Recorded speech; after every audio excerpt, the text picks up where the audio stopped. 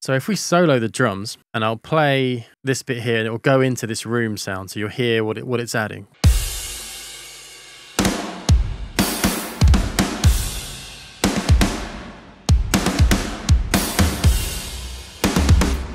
Yeah, for those really big moments where the toms really shine through.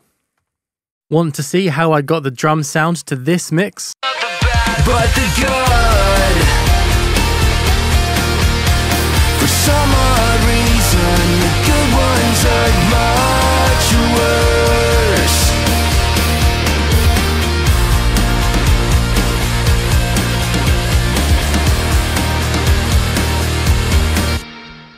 This song is Odd Reason from the band Sick Passenger. If you want to hear the song in full, the link is in the description. So as you heard, this song is pretty anthemic and therefore needed the drums to be huge with a lot of space and cool room and reverb sounds. So the approach was different to a fast in-your-face punk song. So let's take a look. And after this video, if you want to see how I mix fast in-your-face punk drums, then I'll link to my video on that in the description. So firstly, looking at the kick drum, it's made up of 4 separate kick samples here. We have got one called Kick 9, got my kick trigger track, which is using trigger 2, and it is a dragged under drum sample that I took from a dragged under mixing session. And we've got my kick in and kick out tracks, which are both from Modern and Massive by GGD. Kick 9, incidentally, is from a plugin called Drumforge. So individually, they all have their merits and perhaps weaknesses, but together they make up what I think is a pretty solid kick sound. So let's hear them all by themselves, and I will bypass everything on the kick bus here. The first sample is Kick 9 here, which is from this Drumforge plugin. So Kick 9. Then our kick trigger, the dragged under kick. And the kick in from Modern and Massive. And the kick out, which is just like a sub kick mic. And those kick in and out tracks are from this Modern and Massive plugin here by GGD. The kick is actually this one here, the Tama Star Classic. And it's just here, the kick sum and the kick sub mics bounced out onto separate tracks. So altogether, they sound like this. And if I was to mute any one of those, it wouldn't quite have the same sound. And I think that picking the right samples for the kick is really important. So the kick in, which is the main kick here from GGD, sounds cool, but I felt like it was missing a bit of body. I wanted to round it out a bit more with some more sort of ones that were stronger in the sort of lower mid area and also mid-range. So that's why I'd like to add in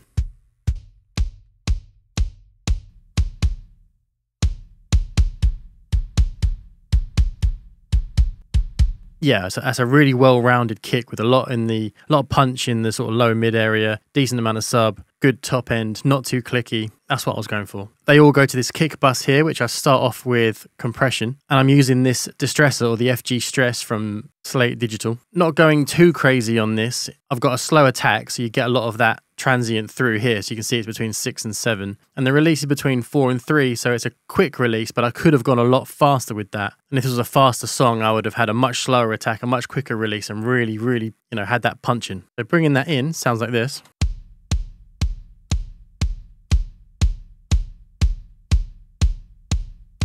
Gives a bit of emphasis to that transient, brings it forward and sort of tightens it up a little bit too. Okay, into a Pro Q3, and this is because I really have a thing about where I want that top end click to sit. So I will make these kind of cuts. It's not something that I see a lot of people doing, and it's not necessarily super important, but for me, where that click hits in terms of the guitar tone too, I find really important. So all I'm doing here is taking away annoying chirpy bits, and then this will be sort of like more flabby mid-range here. So I'll take you through each cut.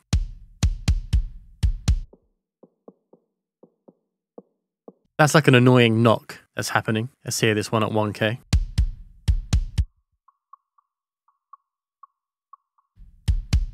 Yeah, a bit of a little chirp there. Okay, let's hear the 2K one.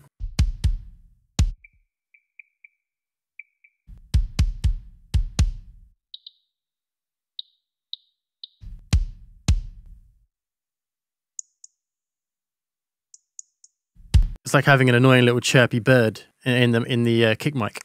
So then into Transify, which is a transient designer that is split into different bands. And I sometimes like to shape the sound rather than use EQ with this transient designer. So as you can see, I've pushed the bass, which is cut off at 100 hertz and below. I've pushed the attack of that, and I've brought the sustain down because I didn't want too long of a tail and didn't want that sub part to get a bit flabby and a bit loose. And then we've got between 100 and 2K, got a little bit of attack, pulled the sustain down quite a fair amount. Next section between 2 and 5K, again, attack, left the sustain where it is, and then the treble, push the attack, and I've pushed the sustain. And the reason I did that is because with sample drums especially, that click can be really, really precise, and that doesn't necessarily help the kick drum from sounding real and authentic. So sometimes I just lengthen out that sustain a little bit, especially with a slower song like this, so that it's not just really, really clicky and wouldn't really suit the feel of the song.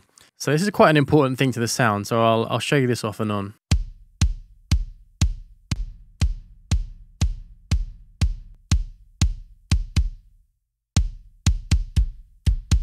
Yes, you can really hear that it's quite really making that kick drum sound punchy. And then into Saturn 2, which is a bit of tape saturation here. And that'll be, again, don't want it to sound too digital. I want to make it sound like it's gone through some analog equipment, some hardware. And another thing I used to see big mixers doing was not letting those transients of the kick and snare when they're samples be super, super clear. There can be so much attack information in there that it's just too digital. So it sort of helps to shave those off. Because when I was doing my education and I was doing my master's in audio production, I remember doing research where I was told and shown that transients do not go through a tape machine or analog recording unscathed. They always have some kind of effect happening to them. Okay, so now we get into the EQ. And if you watch my other videos, you'd have seen this plugin 100 times. I get criticized for it, but I still see big mixers, really famous productions using this plugin. But not too much to do on EQ, I don't think, because we chose the samples well and we've got that transient designer working, doing a lot of that heavy lifting. But what we have done is we have pushed a bell curve at 65 hertz and some 1K mid-range, but on a sort of wider Q there, at 3 decibels. And we haven't touched the top end because I was happy with it. I pulled out the chirpiness. We've got the Transify, the transient designer, pushing that area. So I preferred how it sounded with the transient designer and actually manipulating that sound with EQ. And then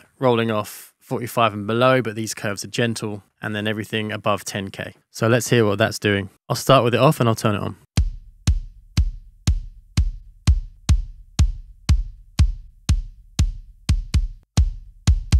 Yeah, really not that drastic. Making sure that the low end is present, making sure that our mid-range is good, so the kick isn't too thin, and it's going to push through everything else in the mix, basically. Okay, now some compression. And this time we've gone for the fastest release we can here to get that to really cut through. Now we're going for the punch. Now that we've shaped the kick to sound how we want, we're going to push it through those guitars.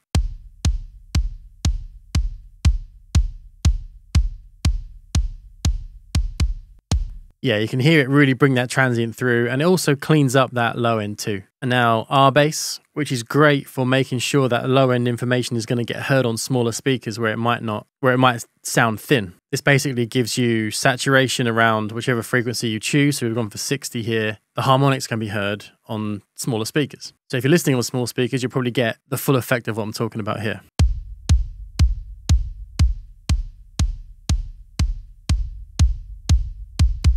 Yeah, and if you've got, proper speakers or headphones there, you'll hear what that does. That really brings the low end forward. Be careful with this if you've got a quick song that's really pumping, because that low end can start to muddy and get in the way of everything. Whereas we've got space for it in this one, so normally I'd have it down sort of around here. But where we've got room for that kick tail to sit, we can be a bit more generous with it. And then into C4, which is a multi-band compressor, and this is every time whenever the kicks are happening more quickly, this will stop that low end from building up. I'm sure you've seen this plugin used in this way on kick drums all the time, especially in metal. When you've got the double kicks happening, this will duck that low end and stop it from getting in the way of the next kick hit.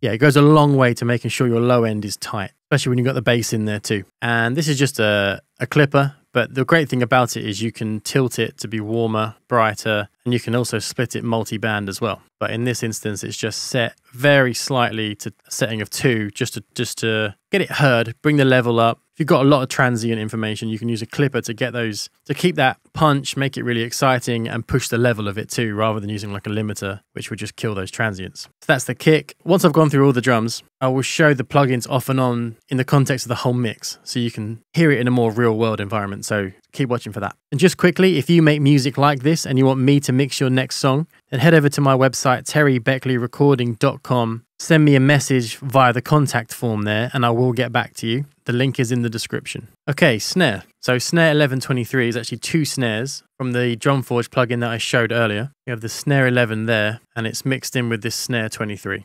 I love how the two of them sound together and I use it in pretty much all my mixes. Then we've got the punk snare here, which is from this plugin. The One Kit Wonder Pop Punk from GGD. It's this snare. I just love how snappy that is. It sounds great for pop punk. And then this snare is Modern and Massive snare. And I stick with the default one here, which is the Ludwig Supraphonic COB Brass. It's the one the plugin loads up with, and that's the one I kept for this. The snare bottom is also from Modern and Massive, and the snare room is also the room mic from Modern and Massive bounced out. And as you heard from the intro, there's a lot of reverb and room tone in these drums because it needed to be for that kind of anthemic feel. So that's why I put this on a separate track and compressed it, EQ'd it, and actually put it in there with the snare sound. Let's hear them all individually. I'll pick a section that doesn't have the sort of shuffle in it from the beginning, and we'll go through them. So 1123. And the pop punk snare. The Modern and Massive snare.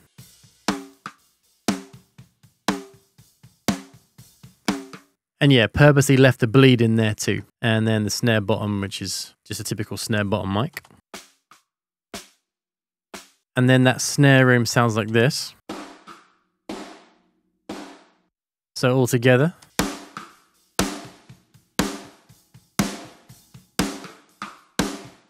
Yeah, and hear how that sounds if I mute that room track.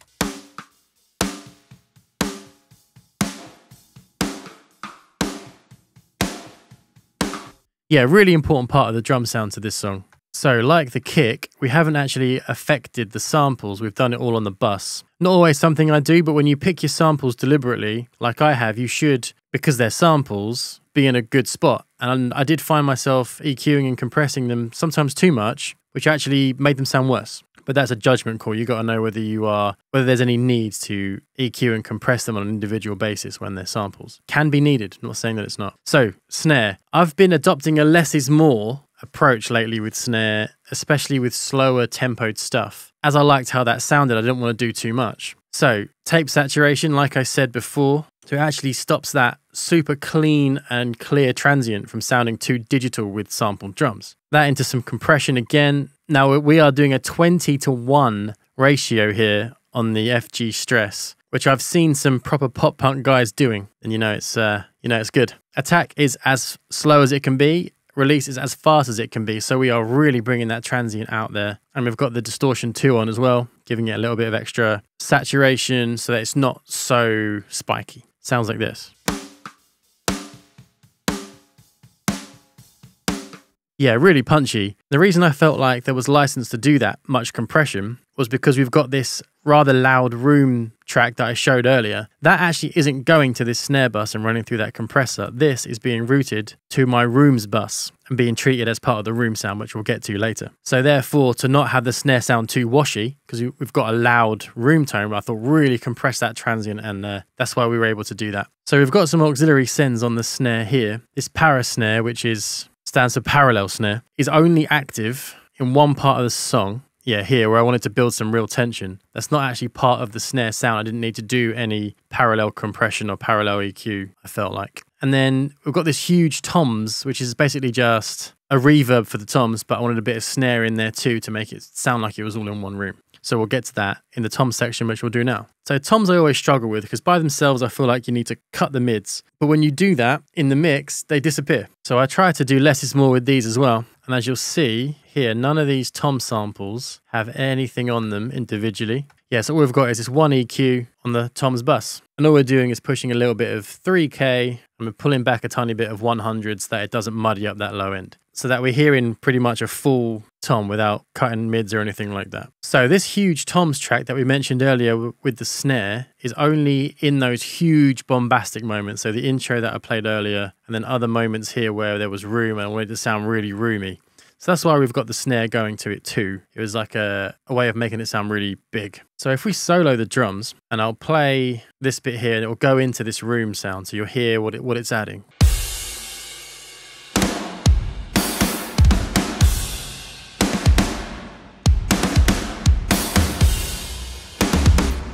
So if I play you a bit without this huge tom room sound, and I'll play you where it's engaged at the end of the song.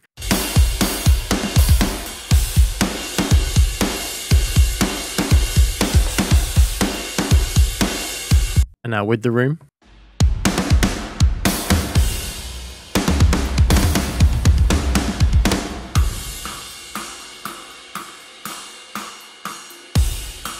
Yeah, for those really big moments where the toms really shine through. Okay, into the cymbals now. Hi-hats, got a clipper. I wanted to bring it out. Very dynamic hi-hat this was. I wanted to bring it out and feel it a bit more along with the overhead. So we've clipped it. We've mostly just been making it a little bit more exciting and even without ruining or emphasizing or killing transients with compressors and limiters.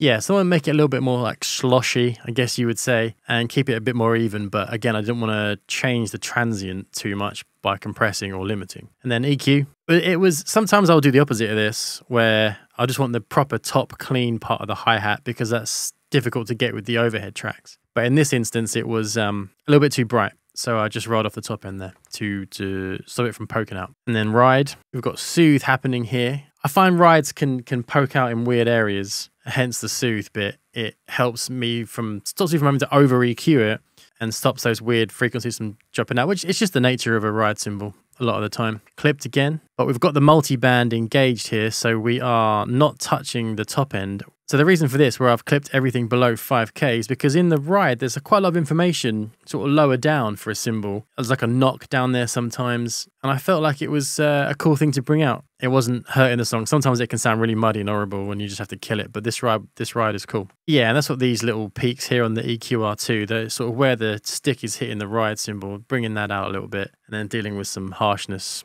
here as well. It sounds like this by itself. It's a nice deep ride, you know. If I take all the EQ and processing off, it sounds like this.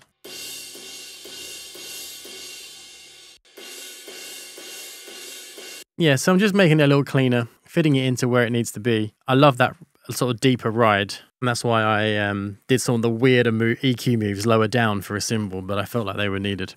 Cool, overheads. So I feel like your drum sound is you kick your snare and your overheads, and then you bring everything else in to get that realness and tension with the toms. But I think your main elements are your kick, snare, and overheads. And the cymbals I use were the Drum Forge plugin again, because they just find those cymbals super smooth.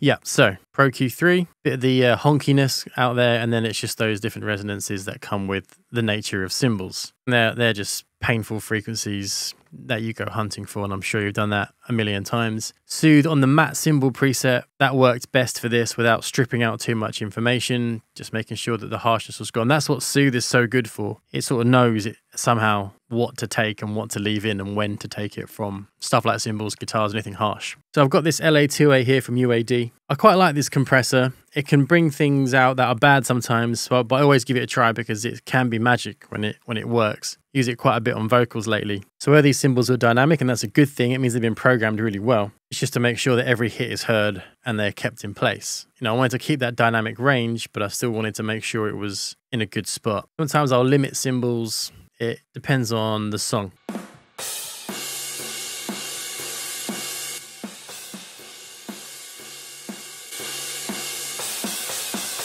Yeah, I mean, obvious loudness change there, but hopefully you can hear that it's more even. And then we have the transient designer. I think that cymbals can sound really choppy when they're programmed sometimes, so pushing the sustain on them and sort of bleeding each hit into the next hit can make it sound far more like a real drum kit, which is what I've done here.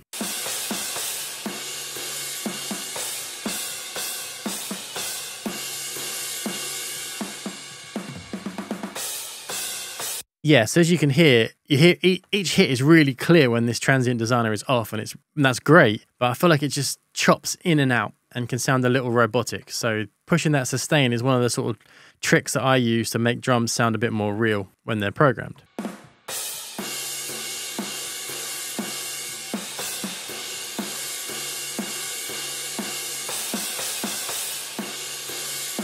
Yeah, it just sort of lifts that sustain and drags it out into the next hit. It's subtle, but I think it makes a big difference overall to the authenticity of the sound. So some EQ. Sometimes cymbals don't need a top-end shelf. Sometimes they do, depends on how bright the song is, I suppose. So we've got a very tiny 1 decibel shelf at 8K there. Rolled the low end off because we've got some bleed from the kick and snare and stuff. And I've just nipped off the super hot top end there with an 18 kilohertz low pass filter. And then this is something I've been trying because I've seen some pretty top mixers doing this kind of thing. When you've got like a overhead track that's a full kit and the room sounds nice, so which is most of the time when working with samples, is you can sort of push lower down. So I've got like a 1.5K push boost there, which really helps things like kick and snare, like the attack of those things, brings out some body in the cymbals, which can be cool if it sounds good. And that's why I've also got this 200 hertz boost in an overhead track, because that's really helping the snare bring that sort of punch from the snare out of the overheads too, which really helps glue all your tracks together.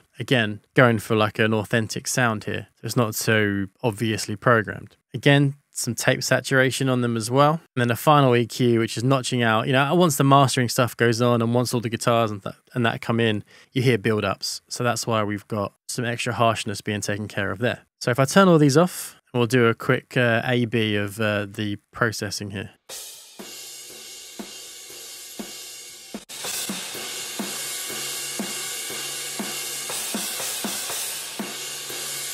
Yeah, I mean, obviously I know the compressor makes it louder. I did sort of use that to get the level. I could have just boosted it, but I did it in the compressor there. Cool, now we have the room tracks, and these all go to a room bus here, which has a little bit of compression on it, actually limiting here to sort of glue them all together. Tiny bit of EQ, broad strokes, dealing with that same sort of honk that we had in the overhead track. And then this is what I do for rooms when I've got nice overheads, is I pull the top end out so that the overheads can shimmer and shine away, and then the rooms can be a little bit darker and just sort of sit underneath and put everything into a space there. So that's why I've done that. So we've got the GGD rooms, which come from the Modern and Massive plugin. And again, yeah, tucking that high end down, pulling out some of this sort of muddiness here. So if we have a listen to that.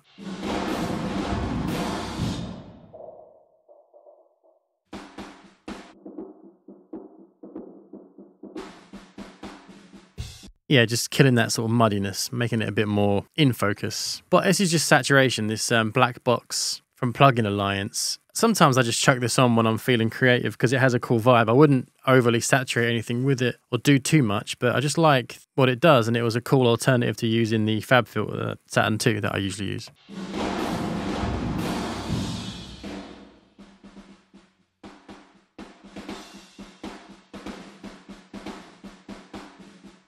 Yeah, if we go to like a fuller section here, you can hear it's really helping to get that bigness from the rooms, which is what I wanted to really define the drum sound of this song.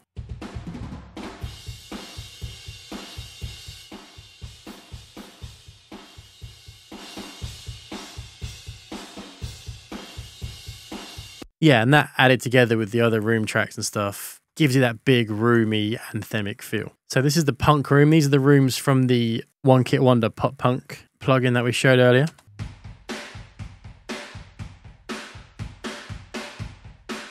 Yeah, and that's just the kick and snare. So I wanted the tails of the kick and snare to really sort of decay into the rooms. Which is why we've got that there. So we've got compression with the Townhouse, but this is just like an SSL comp effectively with sort of slow attack, fastest release, make sure it's punchy, because we've got a lot of washiness in the room, so this really helped those transients to come through. Again, really working on that room sound here. Black box again, make it sound big, and then just pulling out some of that same sort of mud that I pulled out from all the others too. Now this is the SSD room. This is the free version that you get from Steven Slate Drums, which is this here, and it's completely free. I think you might need an iLock with it, but that aside, it's free. And then what it would have been was just these two room tracks here soloed. So we didn't get any of the actual close mics or anything from that. And then all we've got there is gain for a bit of level I usually have that tucked in quieter, but I think trying to get the rooms out, so I pushed it louder here. And then this is just pulling out the low end, pulling out the high end. So we just want that sort of mid-range bit to make it sound fuller. And they sound like this.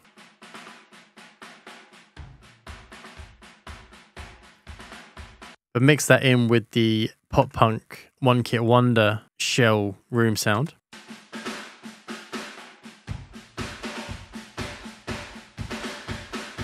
And then add in the GGD full kit room.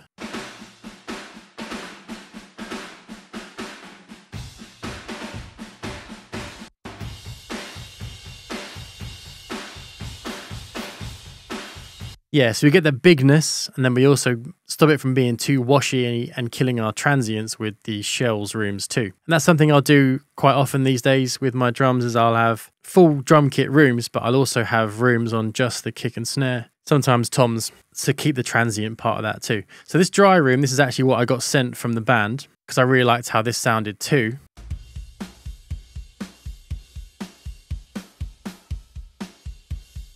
I really thought it gave the kick a lot of space, because you can hear quite a lot of kick in that. So they all together sound like this. This is all the rooms bussed together with those plugins and then through that limiter that I mentioned earlier. And then we've also got a huge room auxiliary send here, which we'll play in a minute.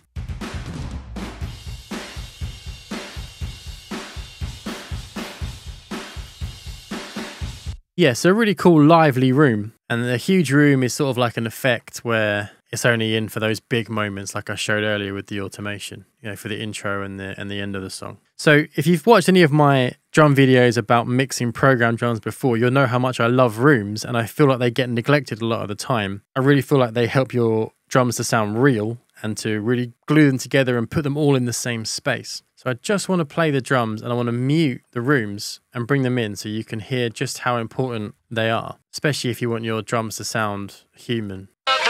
But the good, for some odd reason, the good ones are mine. Let's hear that again with just the drums soloed. I'll bring the rooms in.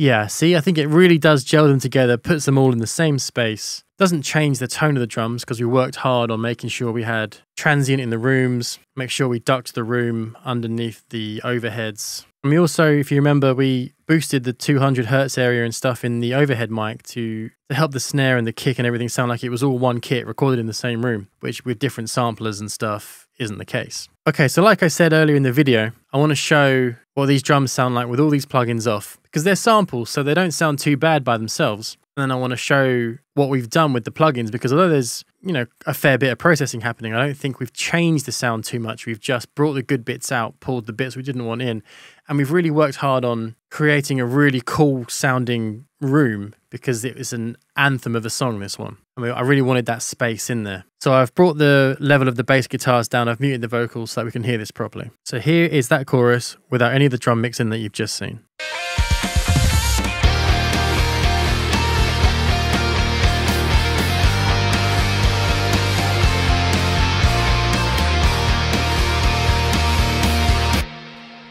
So I've brought the other instruments down, and the drums are getting lost, aren't they?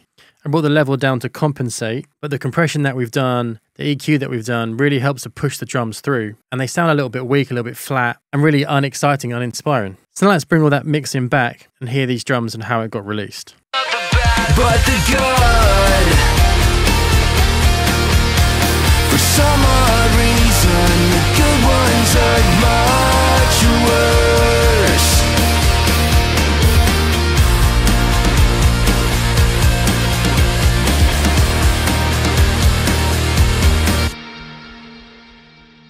Yes, they sounded great with the vocals in. I took the vocals out so you could hear it a bit more clearly. It really brought life to those drums. Really worked on creating a drum sound, which included a lot of room and reverb and atmosphere. So if you want to see how I mix the guitars to this song, then check out this video here. There's some cool guitar stuff going on here, so it's worth checking out if you make this kind of music. And if you want to see all the other stuff I've done on pop punk and emo music and similar stuff, then head over to my channel. There's lots of videos there for you to check out. And as always, thank you very much for watching, and I'll see you at the next one.